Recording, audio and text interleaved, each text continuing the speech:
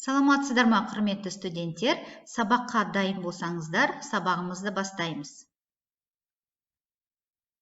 Сабақтың тақырыбы дәрілік заттардың организмге ену жолдары. Сабақтың мақсаты дәрілік заттардың организмге ену жолдарын анықтау. Өткен сабақты қайталайық. Жұмсақ дәрілік формалар, кәсіби терминдермен жұмыс. Сәйкестендіру тесті арқылы сұрақтарға нақты өз жауабын тауып, сәйкестендіреміз. Жаңа сабақта қарастырылатын сұрақтар ауыз қуысы арқылы дәрі-дәрмектерді енгізу, танауға дәрі-дәрмектерді енгізу, тері астына бұлшық етке дәрі-дәрмектерді енгізу, күре тамырға құрсақ қуысына дәрі-дәрмектерді енгізу, тік ішекке енгізу, желінге дәрі-дәрмектерді енгізу. Дәрілік заттардың енгізу жолдары екі түрлі жолмен жүргізіледі: энтеральды және парентеральды. Энтеральды ас қорыту жолы арқылы ауыз қуысы, тік ішек, өнекелі ішек, қатпар шақ арқылы жүргізіледі. Парентеральды ас қорыту жолынан тыс, тері асты, тері іші, бұлшық ет, вена тамыры, артерия тамыры, құрсақ қуысы, тыныс алу жолдары, уретральды, интракардиальды және тағы да басқа енгізу арқылы жүзеге асады.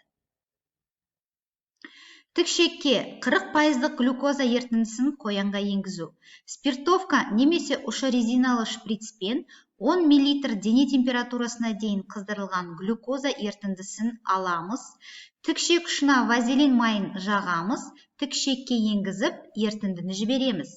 Сұйықтық кері аққан жағдайда құйрығымен анусты жабамыз. Бұлшық етке енгізу.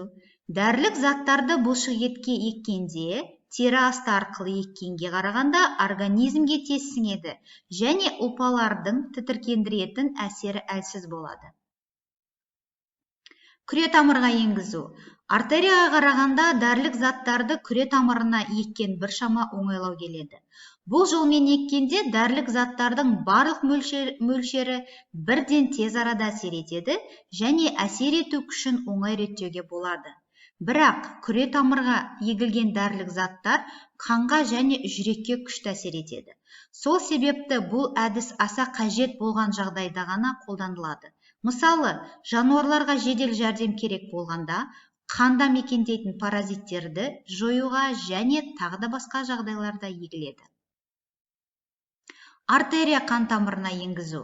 Резорбциялау тұрғысынан қарағанда ең жақсы егу жолдарының бірі артерия қан тамырына егу. Өкінішке орай, бұл егу жолының техникасы өте күрделі. Өйткені артериялар өте тереңде орналасқандықтан, оларды табу қиынға түседі. Дұрыс екпесе артерия жарылып, қан кетуі мүмкін. Құрсақ қуысына енгізу. Дәрілік заттар құрсақ қуысы арқылы көп жағдайларда малға беріледі. Өйткені резорбция толық әрі жылдам жүреді. Құрсақ қуысына енгізілген дәрілік заттар қанға сіңіреді, қақпа венасына бармайды.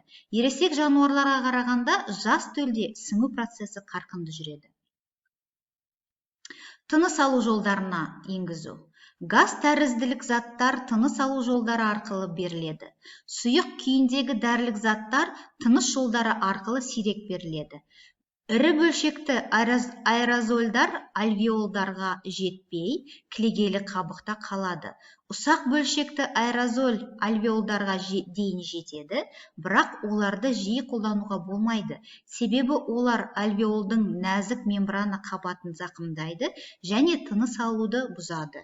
Ингаляциялық дәрілік заттар қандай жолмен болсын, айналадағы жануарларға әсерін тигізбей қоймайды. Ингаляциялық жолмен енгізілген дәрілік заттар өкпе венасы арқылы жүректің сол жақ бөлігіне жетеді және кардиотоксикологиялық әсері болуы мүмкін.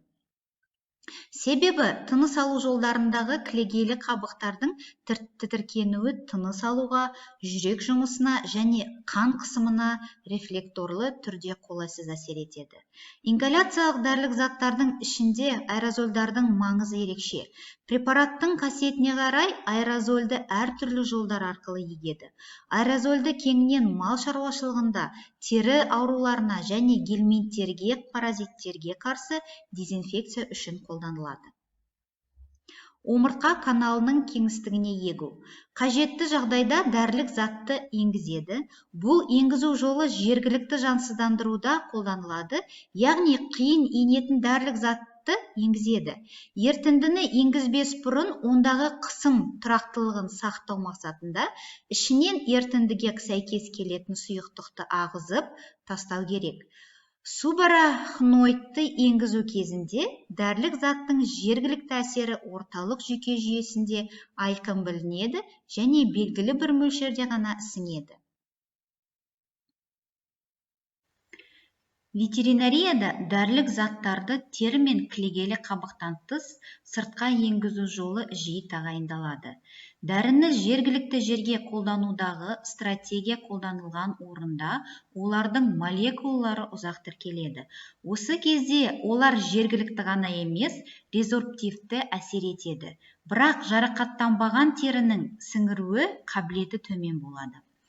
Ұшқыр және газ тәрізді заттар тері арқылы да сіңеді. Суда еритін дәрілік заттар теріге сіңбейді, сонымен қатар резорптивті әсер көрсетпейді. Теріде сіңу процесі баяу жүреді. Тері жарақаттанғанда, температура көтерілгенде, қабыну кезінде сіңу процесі біршама үдей түседі. Дәрілік затты жараға, ойық жараға, жұқа тері қабатына жаққанда интенсивті әсер етеді. Дәрінің қанға сіңуін тездету үшін теріге қыша майын, скипидар, сынап қосылыстарын және тағы да басқа жағуға болады.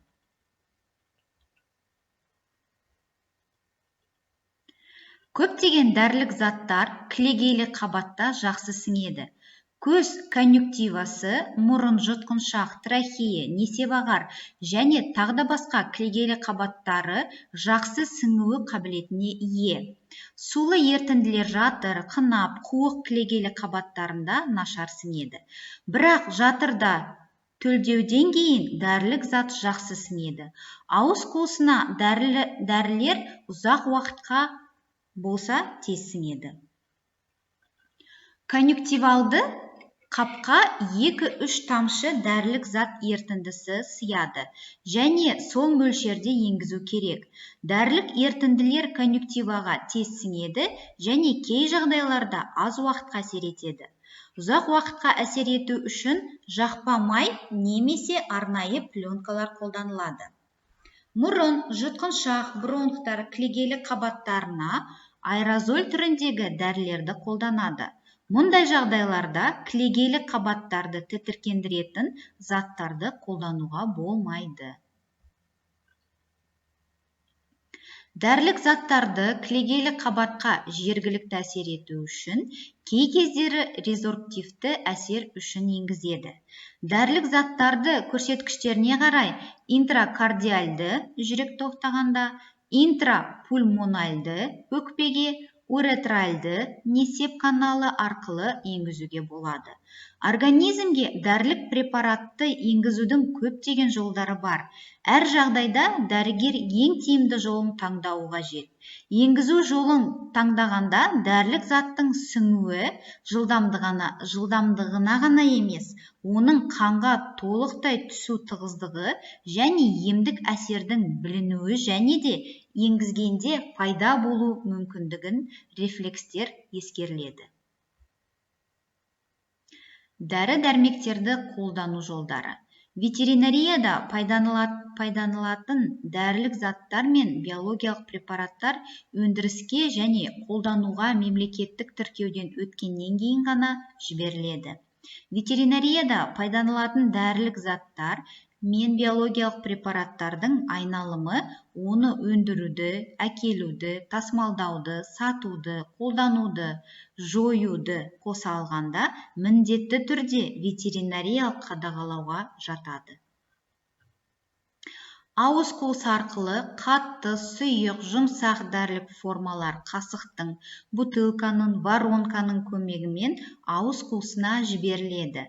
Ауыз қуысы арқылы қатты тітіркендіргіш, күйдіргіш дәрілік заттар берілмейді. Ауыз қуысы арқылы берілген дәрілік заттардың берілу жолдары толық сақталуы керек.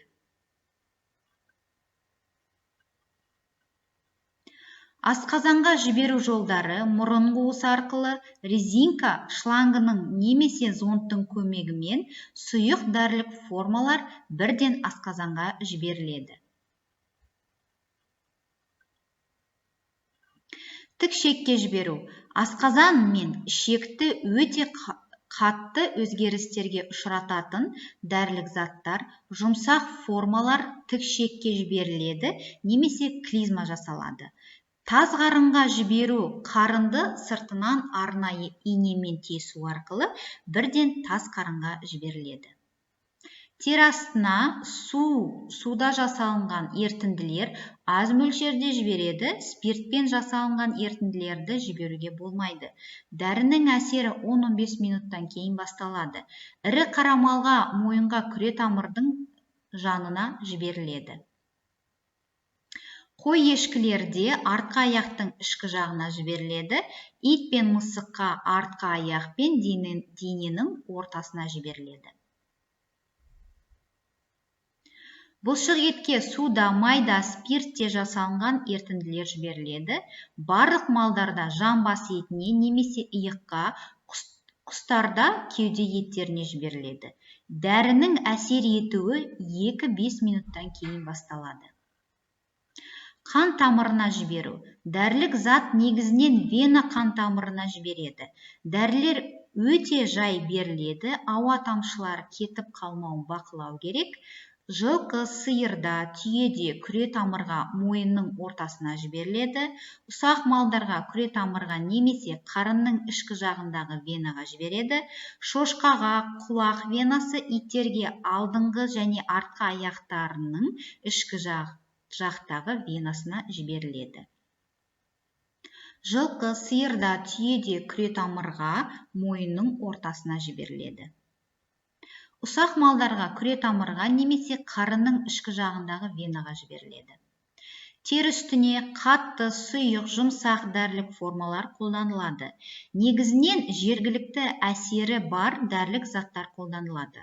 Тыныс алу жолдары арқылы көбінесе ингаляциялық наркоздар беріледі. Кілегей қабығына ауыздың, мұрынның, көздің, тыныс жолдарының, несеп шығару жолдарының кілегейлі қабығына енгізу жүргізіледі. Бүгінгі сабақта алған білімдерімізді бекіту үшін кәсіби терминдермен жұмыс. Дәрілердің атауы мен мөлшерін кестеге толтырып жазамыз. Келесі тапсырма, тест тапсырмасы, бүгінгі сабақтағы тақырыптарды белгілеп, дұрыс жауабын белгілейміз.